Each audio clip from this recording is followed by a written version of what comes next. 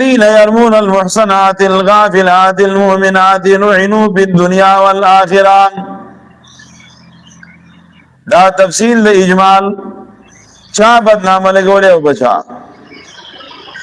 منافق ابی بن سلول او دا ملګرو بدنامه لګولې و ابي عائشہ رضی الله عنها باندې نو یره په عذاب د آخرت یقینا هغه کسان يرمون المحصنات چې بدنامه لګي په پاک دامنو زنانو باندې الغافلات ساده مؤمنی لعنت کړي شوی دی بدی باندې لعنت دی بدی باندې په دنیا او آخرت کې ولې بعد عذاب لي يوم تشهد عليهم ألسنتهم وأيديهم چا چې دې بدنامه کی جبا خو زول دا دارنګ قدمونه اغستی دي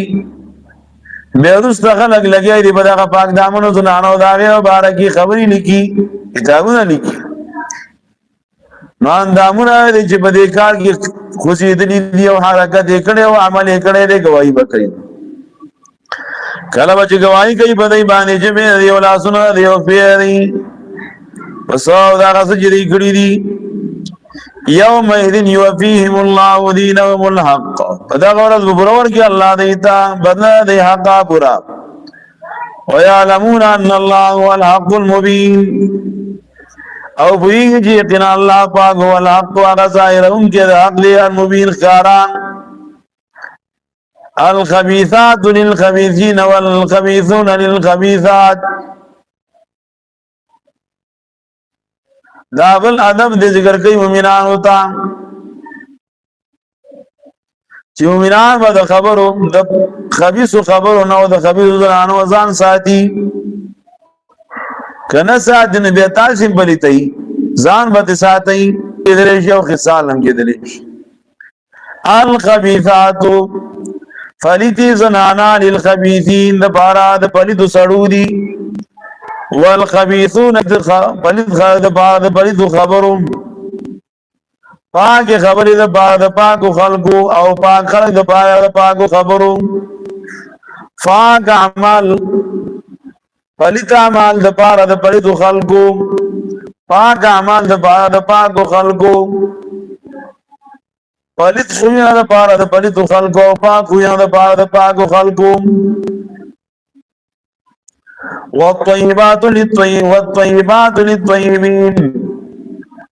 او پاک زنانا د پاره د پاکو سړو والطیبون للطیبات او پاک سړي د پاره د پاکو زنانو